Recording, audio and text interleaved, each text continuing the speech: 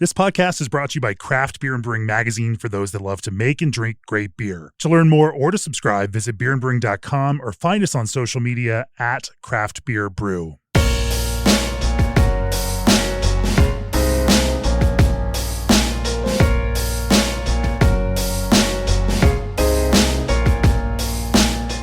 So episode 375 of the Craft Beer and Brewing Podcast. Once again, for this episode, I am in Minneapolis, Minnesota. Actually, I'm actually in Minneapolis, Minnesota now. And not in St. Paul and saying that I'm in Minneapolis, as I always screw up when I'm up here. So I'm fact-checking as we speak, and you are correct, sir. We are actually in Minneapolis. Joining me for this episode is Murphy Johnson from BlackStack and Brixworth. Welcome to the podcast, Murph. Thank you for having me, man. I've been listening for a long time, so I'm very excited. It was a fun story when we were up here for the Craft Brewers Conference. I just popped by. I was at a flight and then it got delayed. So I BlackStack, you guys have been sending us some beer, but didn't know too much about the breweries. Like, I should go over there and try it, and then I'll just Uber over to the airport after that. And so I'm sitting in the tap room, and your dad walked by, and I'm like, I was like, I'm sure you work. I'm sure you're the family that's involved. Anyway, I don't know how I can tell, but so I stopped him, and it's like, hey, I'm Jamie from Craft Beer and Brewing, and explained it, and he's like, I think my son he would like to meet you. So he's in a meeting right now. Hold on, and he goes back. You come out shortly after that, and the first thing I remember is you gave me a big hug. I'd never met you before, and you gave me a big hug. I'm a very gregarious hugger. And that turned into, let's have some beers, and that turned into, let's go get lunch. And then we all went and got lunch, and that turned into, let's go over to Barrel Theory and have some more beer. And then that turned into two of you driving me to the airport. And it was just this super fun, totally unexpected experience, and here we are a couple years later, finally getting the podcast. Hell yeah, man! I know. It was like one of these times. It was like two ships in the night every time. And yes, there have been a few attempts in the meantime, but here we are. So we're going to talk about some IPAs, the way that BlackStack makes hazy IPAs and contemporary IPAs. Definitely collaborating a lot in that space, doing a lot of interesting work with other brewers around the country too. And I've carved out that niche for hazy IPA here in the Twin Cities.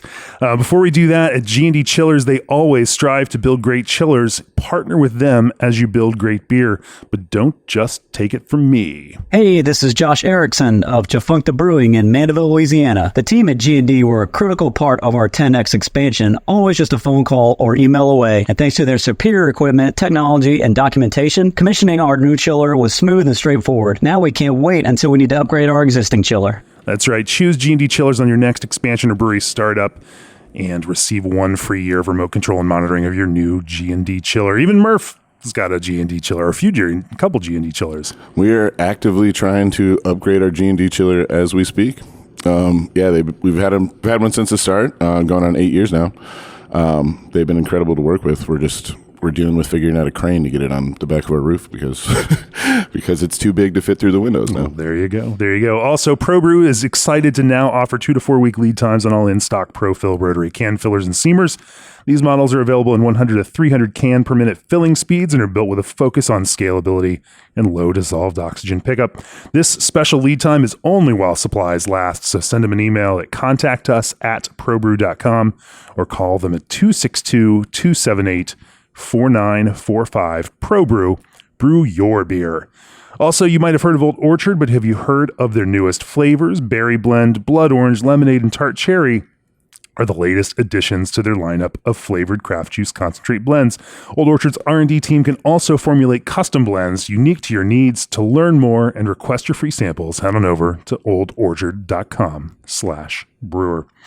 So Murph, we always start off with a little bit of background and history. What, tell me about your beer background, because you've got that whole family has a long background in beer that started in the kind of distribution world and then ended up in the brewery space. Sure. Tell me the story of BlackStack and Brixworth. Absolutely.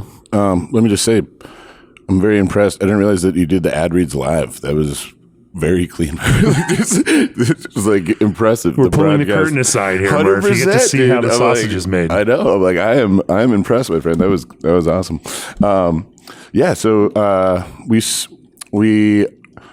started as a family, so it was me, my brother, my father, my mom, and then my sister, my sister was 17 at the time, but she was still very much a part of startup. My dad was involved in importation. Him and his best friend growing up started an import and then distribution company, and we're doing really well with a lot of beers that are kind of all over the place now. So it's like La Trappe, Quack, just names that have continued to blossom. Obviously, not that they need any help, but in stateside at least. Right. And through that, he ended up getting approached by some very early craft players who are now pretty massive, like Victory. First time Dogfish Head came to the state. Three Floyds. I remember when I was like 7 or 8 years old, Nick Floyd driving up a Chevy Express van with 20 like sixtels or quarter barrels of Alpha King when it was still like 9%. Anyways, some very, very interesting memories where I was like, the flashbacks was like, wait a second, that's Nick Floyd now, who's a very prominent person in our industry that I respect a lot. So through that, you were living the life before you knew it. Yeah. I mean, we'd have brewers from Belgium visiting, and there'd be like barbecues at our house. I remember once there was a keg, a sixtel of La Trappe Quad that was sitting out overnight after a barbecue, and me and my brother were playing on our porch, and I took the nozzle and like doused him with it, which is like not only disgusting in terms of stickiness and all of that, but just like the amount of money that in hindsight, I was like, I can't believe that I did that, but I was very anyways, interesting round into beer. But then they ended up having an accountant that was he was very sketchy. So he ended up embezzling some money and fleeing the country. So they ended up having to sell it off. And he'd been out of the business for a long time. And I was down in school at University of Wisconsin in Madison and had brewed beer for a class called Plants and Man, but never didn't have the money or the time to do proper service by it. So I was very interested by fermentation. Actually, I found out from Mike at Microphone that he brewed beer the first time in the same class 10 years before me, which is, it's just a funny little tidbit. Sure. But anyway, so I got a call from my father when I was living down in Chicago, quote unquote, saving money to go back for my fifth year at Madison. And the laws changed, what they call, colloquially like the Surly Bill. So letting a production brewery have more than one or having a retail facing establishment right. up to that point. And being able to sell not direct to consumer, distribute our own product up to a limit. Because up until that point, it was honestly astonishing to me that anybody got going financially. Like, I just don't understand how you even write the business plan that would ever be acceptable for a bank. So he was like, hey, these laws just changed. We should start a brewery. So we ended up moving back. It took us like 2.5 years. We were talking to people about investing, and they wanted very onerous terms. And we're like, if we're serious about this, let's act like it. So it was terrifying at the time, but we used my parents' retirement and, got open for like $650,000, which is very reasonable. We did a lot of the work ourselves, blah, blah, blah.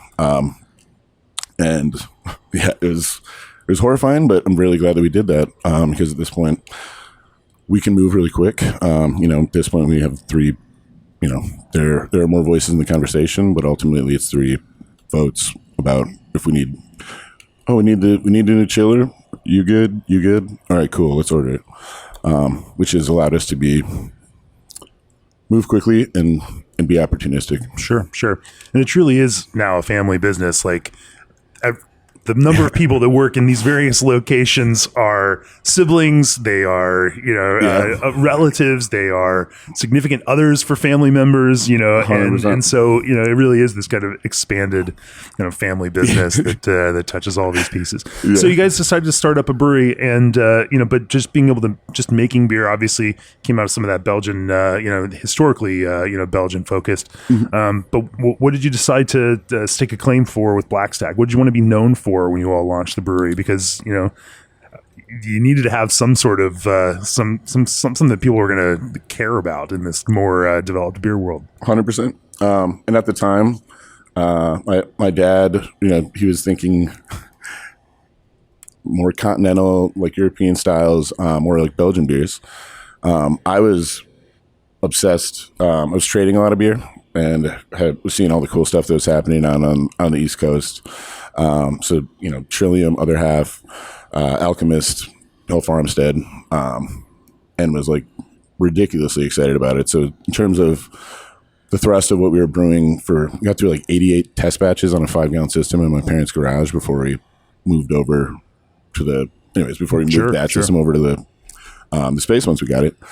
And so I tend to get very obsessive, and like once I end up going down rabbit holes, and like it's that was the thing for me. And to this day, I still just get so excited about like anytime we get to play with a new hop product, anytime we get to anytime there's a new varietal coming out, like coming in and getting to taste stuff off the bright tank, like before we go to package, is like I still get goosies. I'm like, I get really, really excited about it.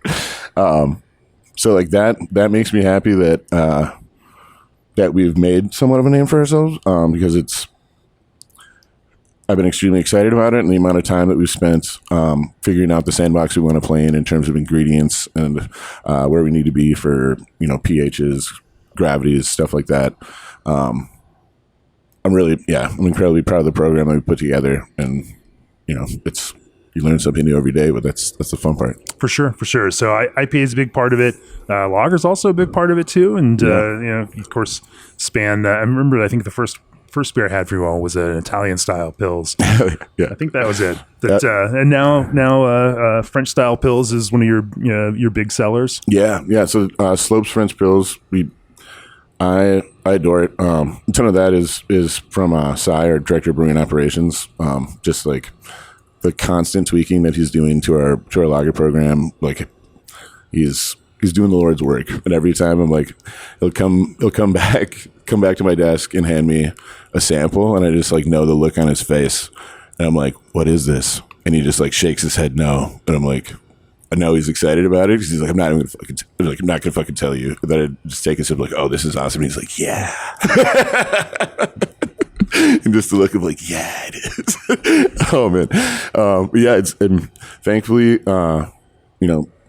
we obviously it takes twice as long, if not more, to make these lagers, because we're trying to do proper service by them. But I'm really thankful that all the IPAs that we've been putting out has allowed us to get to a point where we can take the tank time. And now, like right now, I think we have 5 or 6 lagers on, and Lucas is we're waiting on some more gaskets right now. But once we have them back, we have all of them on side pulls, which it makes me happy that we have the time and space to do it.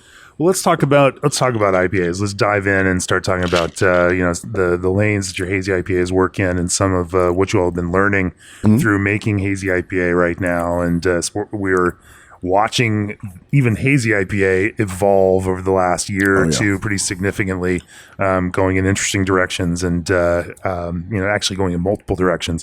And I think we can talk about that for a second. But first, experience distinct transparency and juiciness with Omega Yeast's Daybreak 5.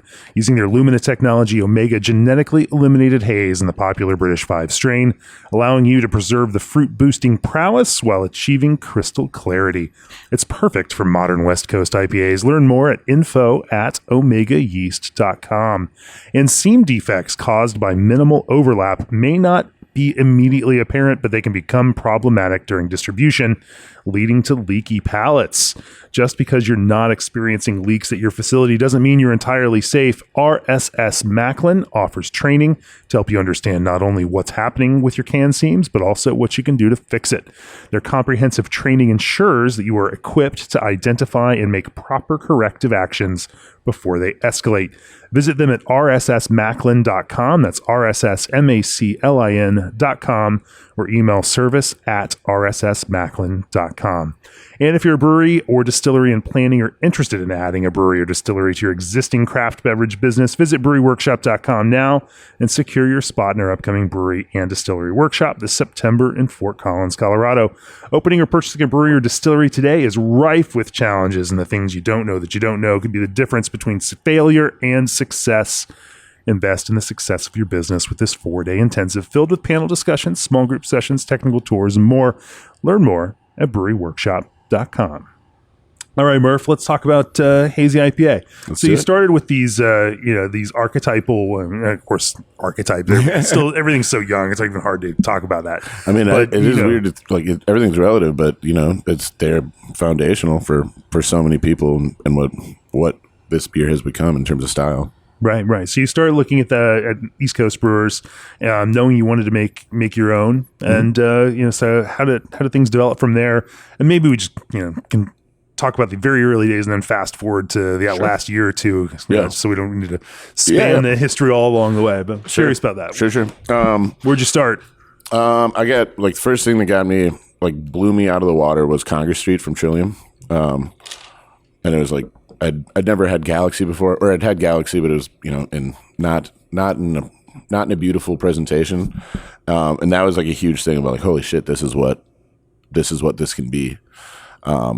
I still really enjoy Heady Topper. I still really enjoy Hill Farmstead, but just the bitterness, anyways, the juiciness of Trillium, especially at that time, was huge for me.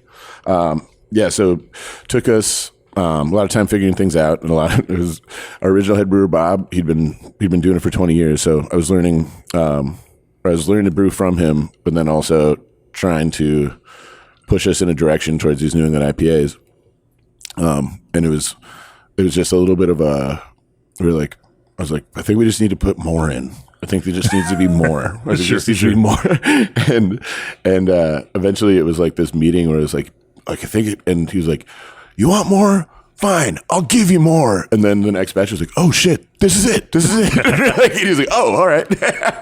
Turns out we just had to add another 1.5 pounds of hops per barrel for the dry hop. And then we got into a spitting range. So took us a really long time, but once we got there, we tried so many different base malts, so many different, things for colors, so many different where we add hops. So mainly we use a ton of Breeze Pills, and we always have. We've tried a ton of other stuff, but we always come back. It's got Breeze Pills. What is it about Breeze Pills that you really love? So for me, it's got the Lovabonds aren't too light. It's a little bit darker than extra pale pills from Fireman, but also has a little bit of a sweetness to it.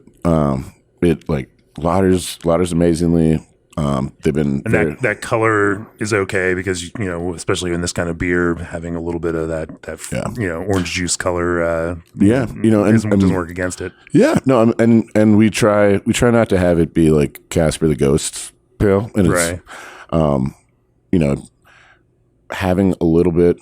Yeah, we tend to avoid any caramel malts just because we're just worried about the oxidative properties. Sure. So anytime that we can, we usually avoid that. We'll cheat in some 2-row just to get a little bit of color, and occasionally we'll sprinkle in a little bit of caramel 20. But most of the time, we're just we're using. What would cause you to just sprinkle in some caramel 20? A little bit of, honestly, it's at a certain point, we put out a ton of these IPAs, and the recipe differs. We don't, I know a lot of people like to use the same grain bill, and I really enjoy the exercise of that, getting to taste all the other things, variables held constant, but all of them are different. So each beer that we're coming up with, I'm all right, let's, mostly wheat notes, but we'll use spelt, flaked, we'll use chit sometimes. But that being said, none of them are the same necessarily. So it's just having a little bit of variety in terms of color. So it's, that when people order a couple of them, that they just look different, and it's not just a hop variation. Yeah. And, we're extremely proud of them. And because people come, we see people from out of town a lot, and they're ordering flights, and just having 4 beers that are all the same. Despite, where's the fun in that? Yeah. Just despite the flavor differences and the aroma differences and everything else. But yeah, a lot of it just starts with breaking up a little bit of the monotony. In terms of that, the way that malt performs, you're also really, going for a good thick mouthfeel, and have that kind of big textural piece to it. Absolutely. And so, with that texture matters. and you mentioned using spelt or chip malt. How do you use those to help build more of that kind of protein Absolutely. malt body? So we're usually like most of the time we're around 25 to 30% in terms of higher protein stuff. Really? That's pretty high. I've heard some people less, and I've heard a lot of people like we're in the midst of brewing another beer with Bale Theory, and I was like, holy shit, I don't even know. I don't think we can put that many flaked oats in our system and get anything out the other end.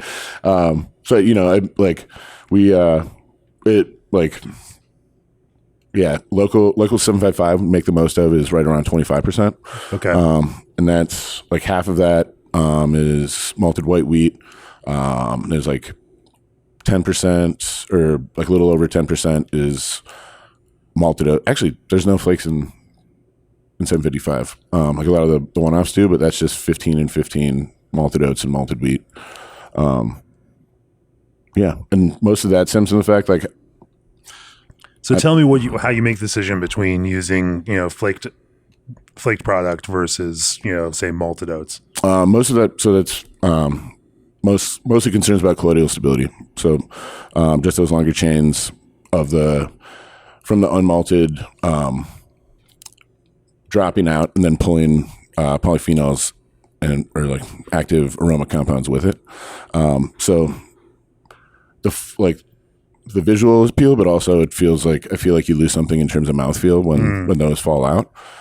So for me, they can present so like beautifully right off the bat. Like sometimes too much flaked, especially oats, it can get a little slick for me. Mm-hmm. But like, yeah, it's just like to hopefully keep it tasting the way that we want to, as long as like hitting that like happy point at like 2.5 weeks and then staying in a sexy zone for as long as possible. So if I'm reading between the lines, it sounds like for your more, core hazy IPA, that one also has to be stable in more situations. Maybe some of these smaller ones that are just tap room one-offs or whatnot, or small runs that are going to be out there quick. You can play around with some of these things because they're just not going to, they won't be around in 3 or 4 weeks.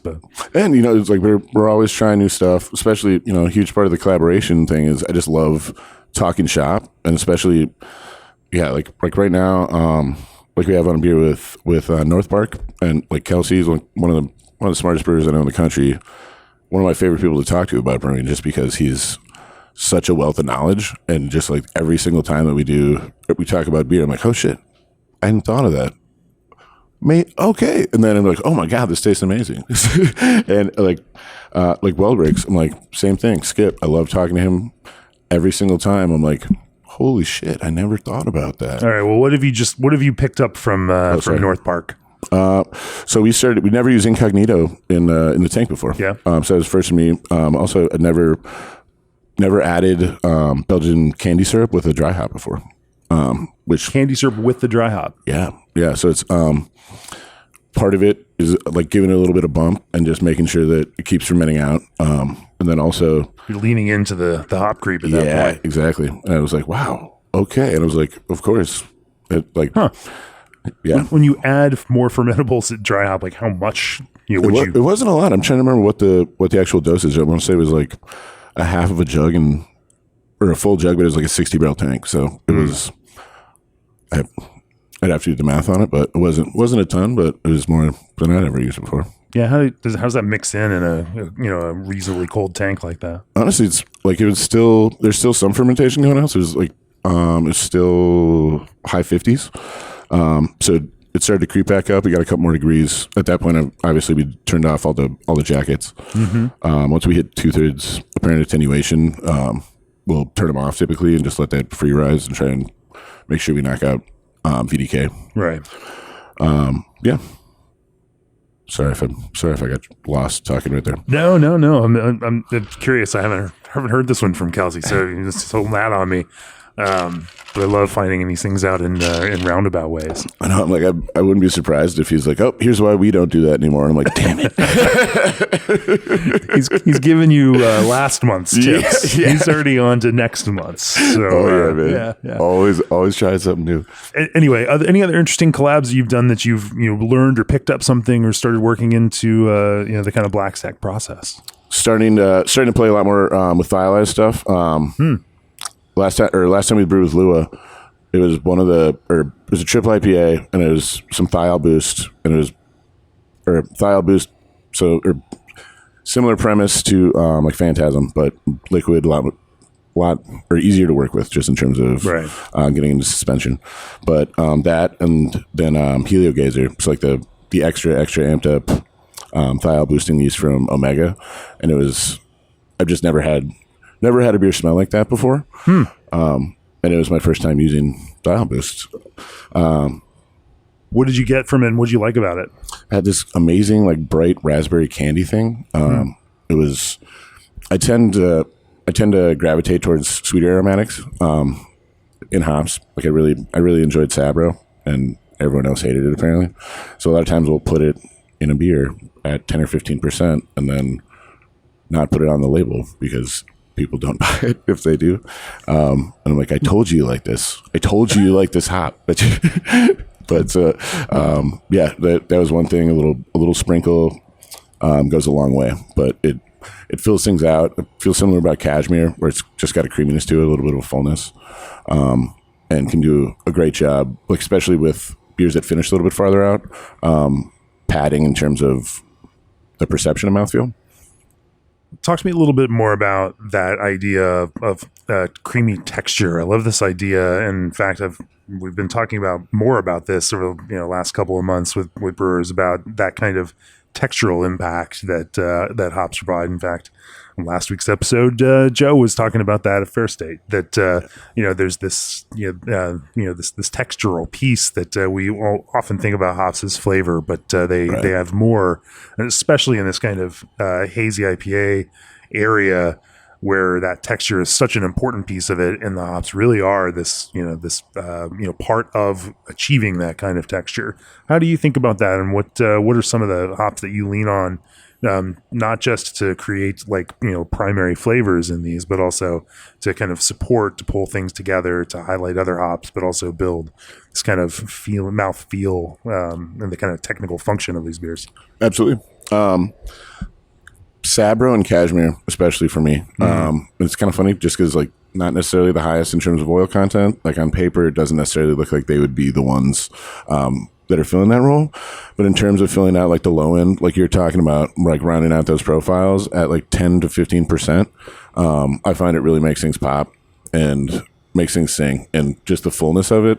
And same reason, everyone got very into cryo, and I'm seeing a ton of people pulling back on it now, and we're seeing the same thing. It's just something gets lost. Like there's something to be said about the polyphenols, some of that green matter is actually helping build some of that kind of depth and character in the beer, and not just this high note intensity of top flavor. Right. And it's obviously there's a lot of people that really enjoy them fresh off the line, but for me, at least, I think our beers are peaking at 2.5 weeks, and you can see there's a difference between stable haze and hop and particulate that's going to fall out. But once you get to the point where all that greenness is gone, and you still have that oil saturation, especially with when you're painting around those corners with the Sabro or the Cashmere, that really makes them sing. Sure. And then, of course, breweries are centrifuging for that same kind of reason, right. A lot now, just to hit that kind of stable point, right out of the bat. And also, strangely enough, it's so counterintuitive to think about centrifuging as making it more haze stable. Yeah. But by getting the bigger stuff out of there, you're right. Like you mentioned earlier, that's not going to pull other things out as it drops out of suspension. You get them out quickly and then keep rolling like that. But I also love this idea of using hops to kind of bring out the best character of other hops and other flavors in that. And that's interesting to just use that kind of, threshold Sabro, threshold, Cashmere. Are there things you look for when, in those lots of Sabro or Cashmere that help, make them bring nice things out of other hops? So like usually, although I can't imagine using so much that doing like a hardcore selection of Sabro. Yeah. No one does that, right? We did the first year, because I had a very poor understanding of how hop contracting works. So it was like we have to order 5,000 pounds of Sabro the first year to get to a selection amount. When it turned out we could already select, based on our Citra contract, we would have been able to select it either way.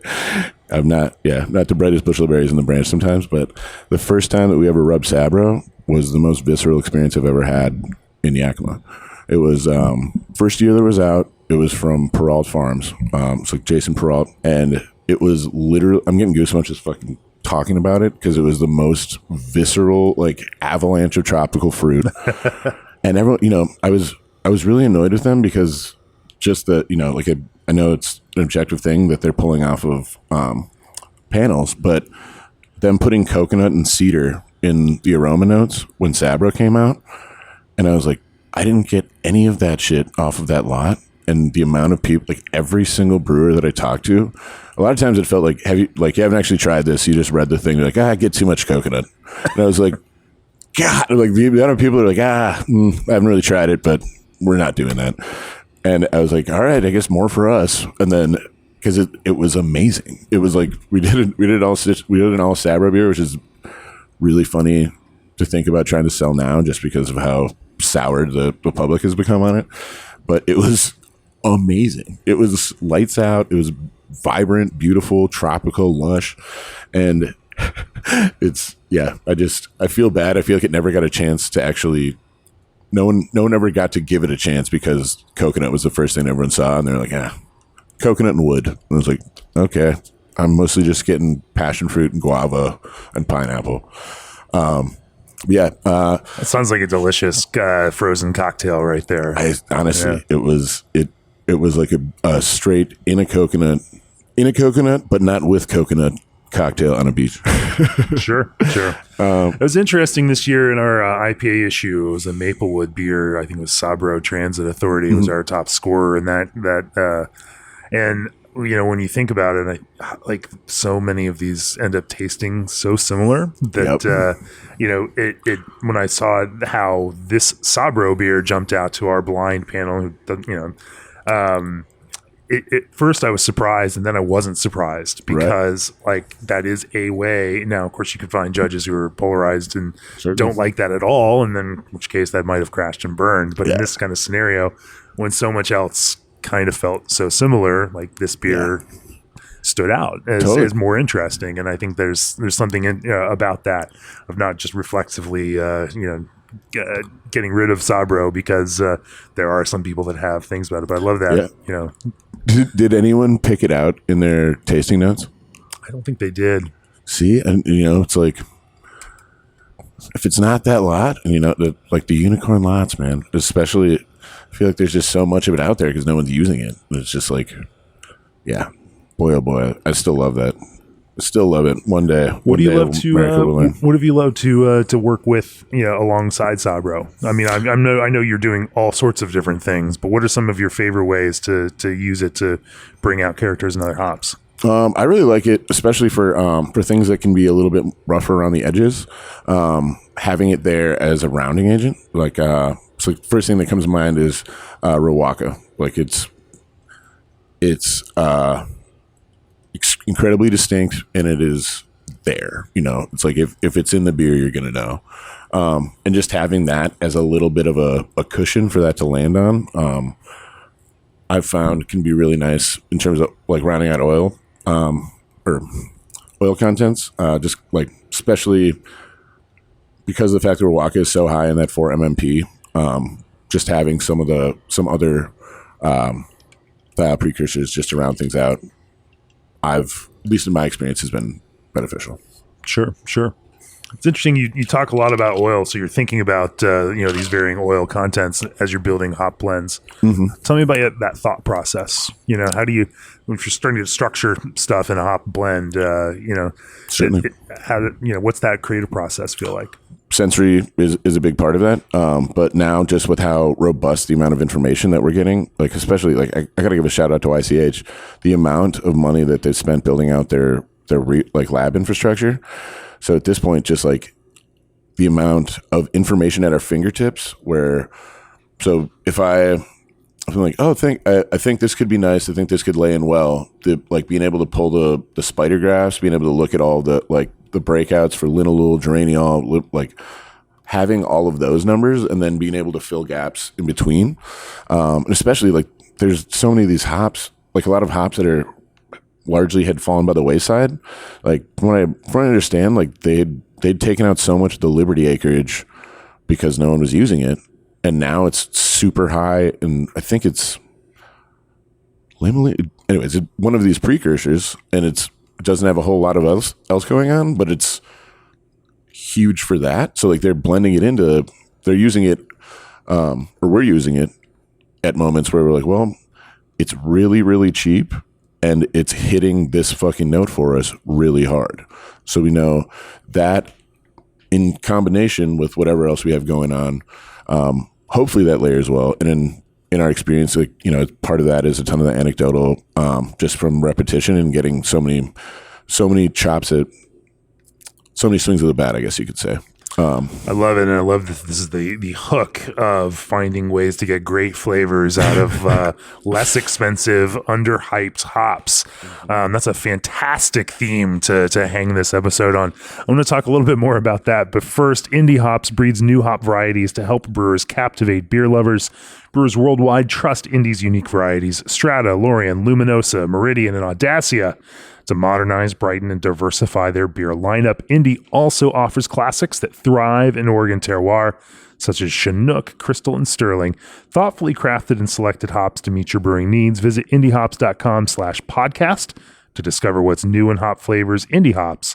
Life is short. Let's make it flavorful. And Berkeley Yeast, founded by bioengineers, yeast that's designed to improve flavor, quality, and consistency, increase efficiency, and save you money. If you've been following yeast, I'm sure you've heard about their strains. Super Bloom strains make a classic hops flavor. Fresh strains keep diacetyl low even with large hop additions. Tropic strains make a tropical bouquet reminiscent of the finest Southern Hemisphere hops. And they just dropped new strains that are even more futuristic. Nationwide free shipping. Mention this podcast for 20% off your first order. And if you're a brewer who's also interested in distilling, subscribe now to the Craft Spirits and Distilling podcast, available on all of your favorite podcast platforms. Hosted by Sydney Jones of Heaven Hill and Molly Troop of Freeland Spirits in Portland, Oregon, this podcast explores the technical and creative processes behind great spirits through conversations with some of the leading distillers working today. It's everything you love about the Craft Beer and Brewing podcast, but focused on distilling. Click on the link in the show notes and give it a listen. All right, Murph. Let's. I want to talk about that a little bit. You mentioned using graphs, trying to find some of these hops in unusual ways, different ways that may not be as expected, especially in this kind of hazy IPA world, because they have specific precursors that can undergo that kind of biotransformative function and produce some of these fun fruit flavors that you're looking for. Tell me more about how you go about doing that. So Liberty is a big piece of it for you. Are there any other hops that you found that you use in specific, like smaller ways, just to boost some of those specific flavors? I almost don't want to tell anybody because word's getting out and it's getting harder to come by. But YCH does the American Cryo, so it's like the other side of the cryo process. So it's like the American Noble. No, American Noble, exactly. Sorry. So it's like the Bracton leaf from the Cascade.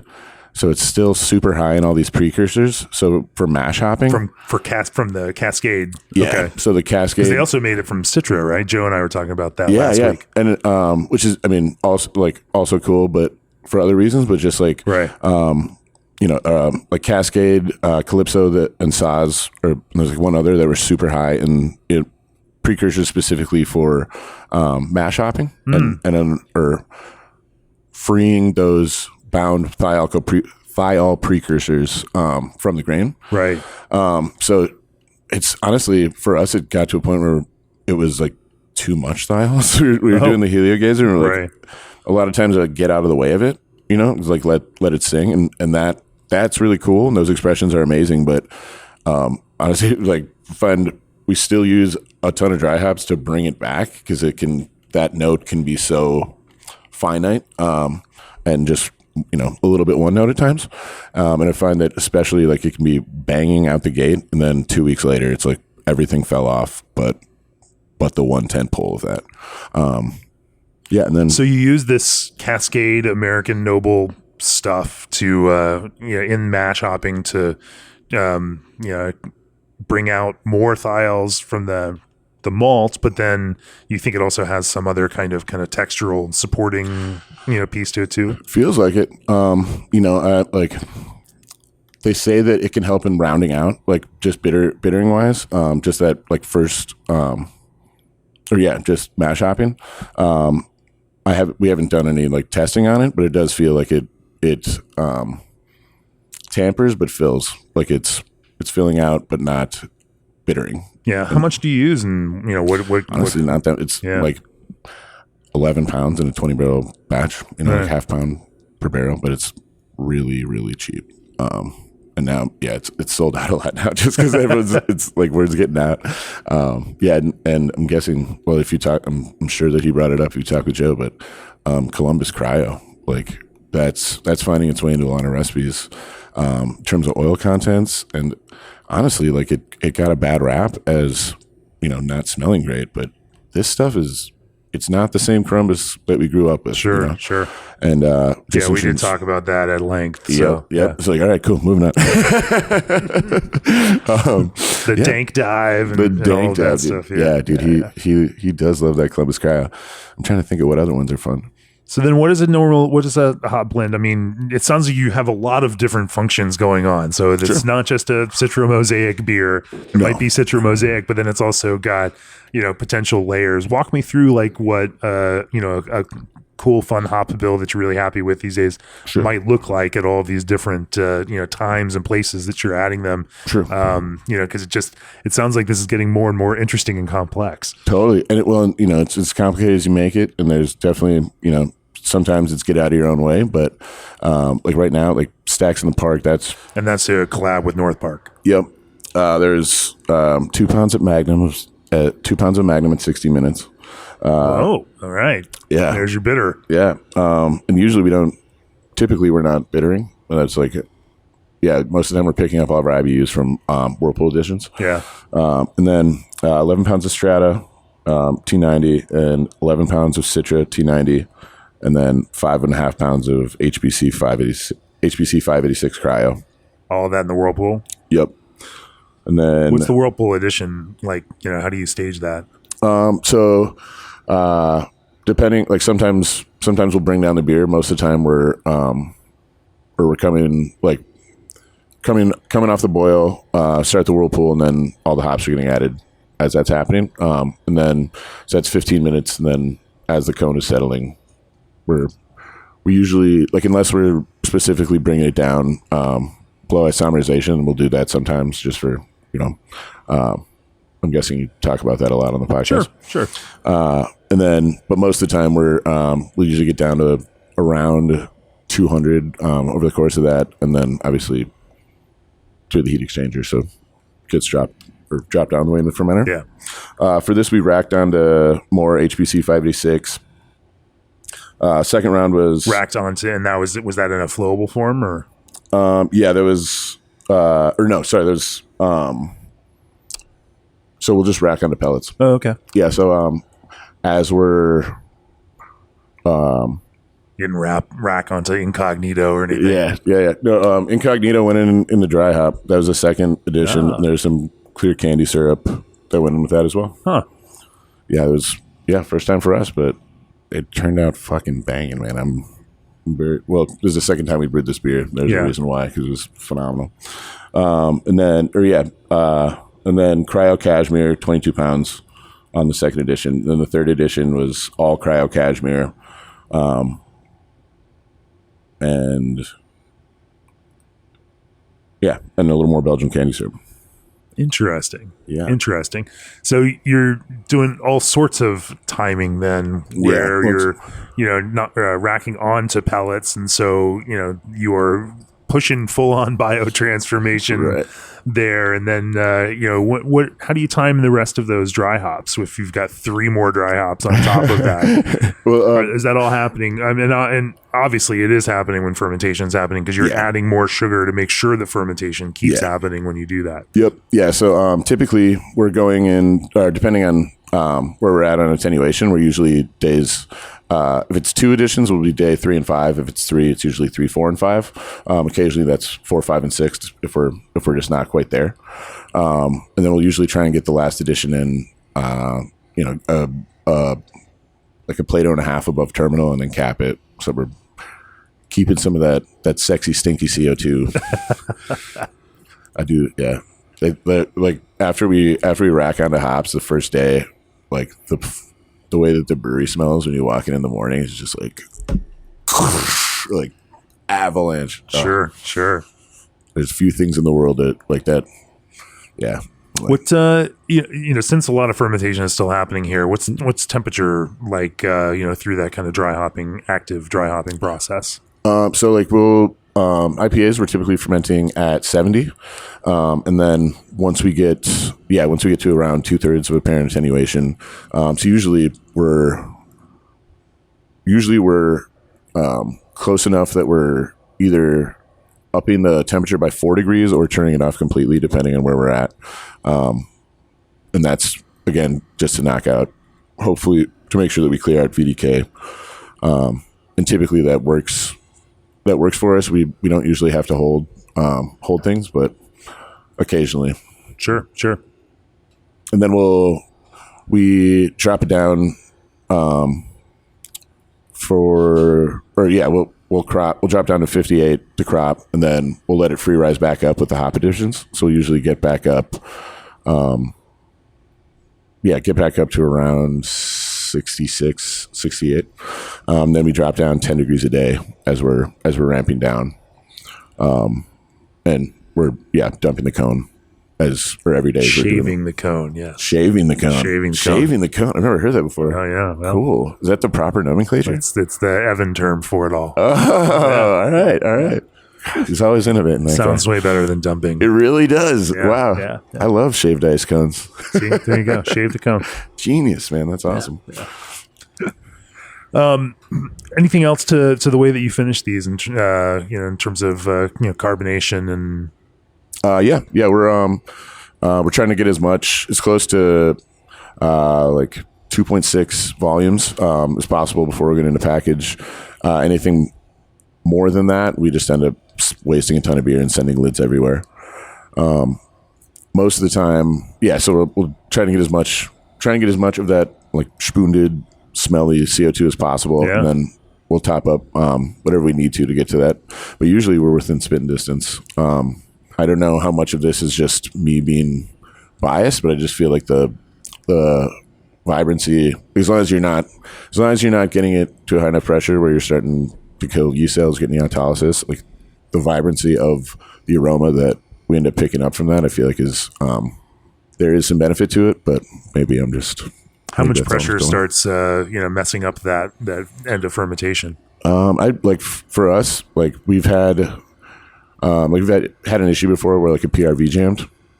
So it's like tanks are pressure rated for like 30, but like I want to say it got up to like 26 or 28 PSI and started to get a little bit of that like red meat, like that like autolysis umami kind of yeah. But it's it hasn't happened a lot. We're sure. Because obviously, if it's not your normal practice. Right. If our equipment was functioning properly, hopefully that wouldn't have happened. What do you try? What do you normally keep that at when you're spunding?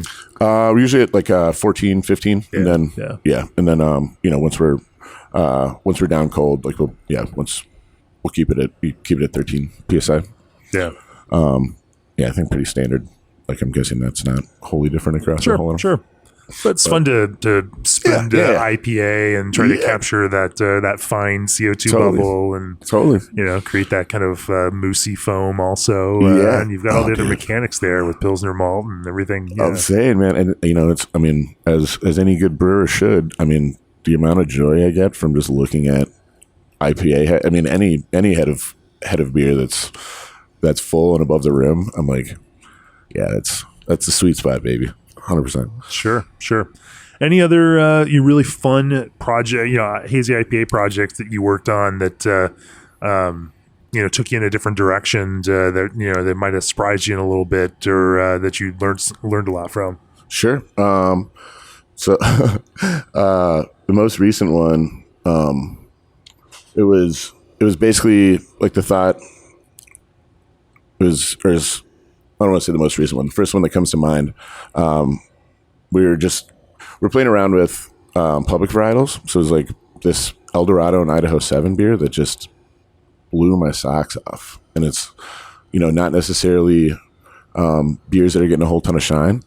But I mean, Idaho 7, that like the amount of talk about oils and the price, at least for us, the price is still pretty reasonable. Just because it doesn't have the same name appeals like Citrus and Mosaic. Right. But boy, oh boy, that was a melange of fruitiness and in such a pleasant way. And the hop bill was, much more reasonable than they usually are. It's the same size, but it's just not the. And you think it's that approach to fermentation and dry hopping, and doing this in time, and that's allowing some of those, to express themselves like that? We experiment, like we do a beer called microdosing where we dry hop every day of primary. And I don't know how much more we're picking up off of that, but I can say that it is a slightly different expression. And a ton of what we end up doing is where can we put more hops in? Just as like the sheer amount that are going in, especially like dry hops, if there's not active fermentation going on, that's part of the reason that we do that is you just open up the dry hop port and you just see a carpet of dry of hop pellets that haven't gone into solution. Right. And you're just wasting money. But so like as many places as we can tuck in a little bit more oil and still not have it come out gross or vegetal. And a lot of that ends up being that we just have to give it more time in the tank. Yeah. But use any techniques there like rousing or recirculating in order to get that extraction maxed out? Yeah, like sometimes if we're if we don't catch like the end of or active fermentation as much as we'd like to, sometimes we'll give it a little roust. We try not to recirculate if we can, just because any opportunity, any chance of picking up any DO that we can avoid, we do our best not to. I know a ton of people who do though, and they make amazing beer. So I'm certainly not opposed to it. We just haven't had the necessity. Sure. Tell me a little more about microdosing. Opening up a tank to, keep adding hops, dry hops day after day. It seems like a lot.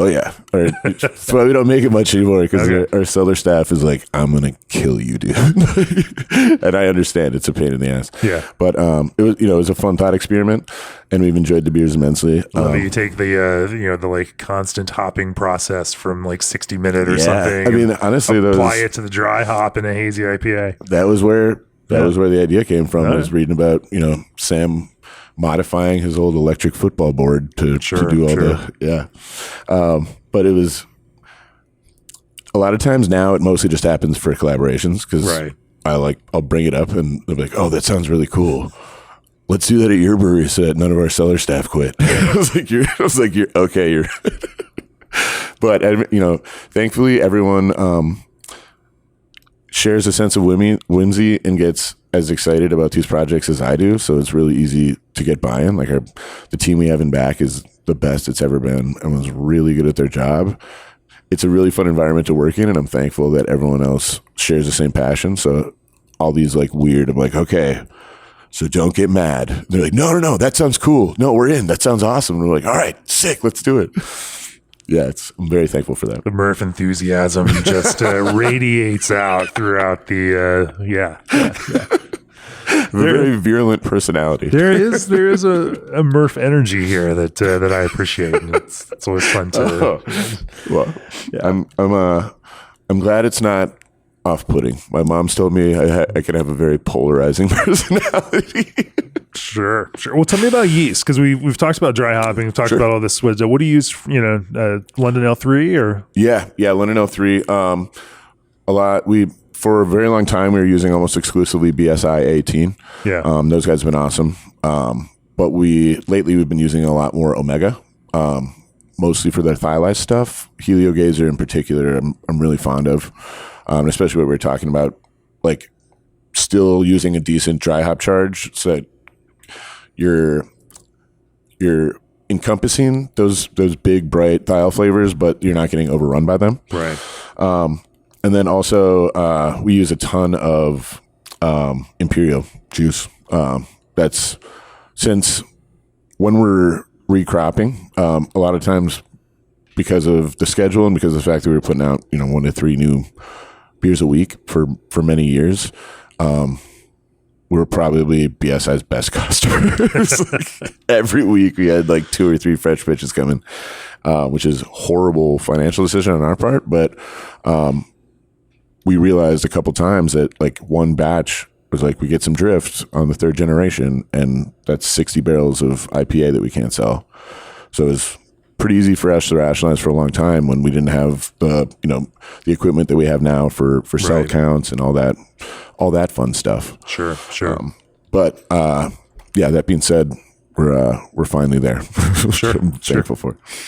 Well, let's look at the big picture as we finish up here. We've talked about brewing hazy IPA, obviously being on this experimental front end of pushing flavor and finding ways to make really fun, interesting beers that you also enjoy drinking. Yeah. You are a brewer who loves lager, but also really loves hazy IPA. I do. Yeah. And in fact, and Tim from Barrel Theory, same way, loves hazy IPA, loves brewing hazy IPA. Yeah, man. People ask me like, brewers that actually like brewing this? Yes, I do. They're here in Minneapolis, St. Paul. Dude, I felt it was for a long time. I was like, am I taking crazy pills? Because like so many people that I'd meet and be like, well, yeah, and you got to make the hazy IPAs. And I was like, I got into this business because of that. Like, that's what got me excited. That's what still gets me. I'm getting fucking goosebumps talking about it, man. Like, I really enjoy that shit, and it's same thing where they're like, I heard it put as conversation beers versus beers to have conversations about versus beers to have with conversations. And I was like, yeah, man, they don't all need to be 10%. Like, I like tasting one of those, but I'm still going to drink 3 or 4 of these, like 7% New England IPAs, because I actually fucking like it. And I drink a lot of lagers too. But it is funny when we're at like industry occasions and it's like 17. It's like, all right, let me get 16 Pilsners and then the Strata IPA. But I'm like, I want to try them, And Sure. I appreciate what other people put into it. I appreciate the time and the craft and, the amount of genius people that we have in this industry and how incredible the beer has gotten. I'm like, dude, we're just reaping all the bennies. Like, it's a really cool time to be a craft consumer. For sure. So what's next? Man, we've got BlackStack. You also the family is also has Bricksworth, which is a brew pub. And, the way that the laws work in Minnesota, we were only allowed 1 retail space at BlackStack. So to make sure that we were above board, it's completely financially and legally separate. But Bricksworth Beer Company has a 10-barrel brew system and 2 brew pubs. We're not prowling, but we're always open to new spaces. We promised ourselves that we would never build out another commercial kitchen after the first one. So we do, we go and look at spaces as they open up. So hopefully in the not too distant future, we'll have another Bricksworth location. But it has to be the right spot. Sure.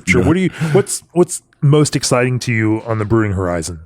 Every time that we get new hops, man, like every one of these YCH YCH, but HBC experimentals every time I'm like, they know I'm like, we get the email and then I'm like, get it over here.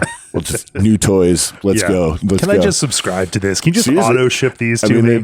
It's pretty much how it goes. Cause like for a long time, Steve, is our ICH rep. He's moved on to director of technical sales, but he's still, in addition to our other rep, handles us and Toppling Goliath. And for a really long time, anytime that I saw something pop up in like an other half post, would just be me sending him a screenshot. Like, why didn't I hear about this? He's like, I'm sending. And I was like, it'd be, anyways, I'm like, I want this. Just send it over. And thankfully they do. We've gotten to do some really fun stuff in terms of like when they were doing the trials for more directed in terms of fruit flavor profiles, like when like mango and citrus and berry. And we love working with those guys, and they know that we get really excited about the new stuff. So thankfully, they also get like, it's a mutually beneficial situation. They know that we'll get it on the schedule ASAP, and we get to play with the shiny new stuff because that's what keeps me going. Like, they just named HBC 586 after like 3 years. Crush. Yeah. I'm crushed. I'm just kidding. We had a beer.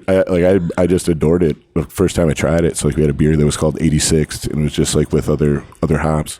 It's found its way into so much of what we do now. Right. And I'm just like, damn, we got to reprint all these menus. I'm like, I'm just kidding. We reprint menus like every day, unfortunately, but it'll be 586 for a few more years for some people. And then, it's fun. Anyway, what I love about talking with you, Murph, is the enthusiasm you have for all of this. Like, it's pretty easy to be this deep into the brewing business and, have that kind of, have that hope and joy just kind of beaten out of you by all the reality of business. Certainly. But there's just this bubbly love of what you do and excitement that, where you give yourself goosebumps talking about it. And that's really fun and refreshing. So thank you for, talking with me on the podcast about this. I think this is a great place to bring it to a close. Choose G&G chillers on your next expansion or brewery startup. Receive 1 free year of remote control and monitoring. ProBrew offers 2 to 4 week lead time on in-stock rotary can fillers and seamers. Old Orchard is the go-to source for fruit-forward ingredients for some of the biggest names in the craft brewing landscape. Omega Yeast's Daybreak 5 gives you juicy modern hop flavors without the haze. Take back control of your canning and seaming with the experts at RSS Macklin. Trust Indie Hop's unique varieties to modernize, brighten, and diversify your beer lineup. Berkeley yeast strains are designed to improve flavor, quality, and consistency. Visit breweryworkshop.com for more information about the upcoming Brewery and Distillery Workshop this September. And if you're a distiller or curious about it, check out the Craft Spirits and Distilling podcast. If you've enjoyed this podcast episode and any of the other ones, go to beerandbrewing.com, click on that subscribe button, become a subscriber to Craft Beer and Brewing Magazine, and help us bring you great content like this across all the channels that we do. Print and digital magazines, video, podcast, events, everything else. We do a lot here, and we try to keep the stoke going. Keep the stoke alive, man. Hell yeah. Thank you for all that you guys do. I'm an avid consumer. For a long time, I think I still have 2 subscriptions because the rest of the brewers always take mine. So the podcast, I've been listening to it for a long time. I really appreciate it. Appreciate that, Murph. So if people want to learn more about BlackStack, about Brixworth, where do they find you all, both in real life and out there on the interwebs? BlackStack is over in the Midway area of St. Paul. Brixworth Beer Company is down in Burnsville, and then right down by the Twin Stadium in North Loop in Minneapolis. Online, it's BlackStack Brewing on Instagram and Brixworth Beer Co. on Instagram. Facebook is just BlackStack Brewing and Brixworth Beer Co. Same thing on Twitter, but we don't really use that anymore. For sure. Well, Merv, it's been fun. We're going to go have some brunch now, and then I'm going to make it over to the World Brewing Congress later this afternoon and hang out and get nerdy with all of that. But it's been great talking with you. It always is. Cheers. Thank you so much, man. Cheers.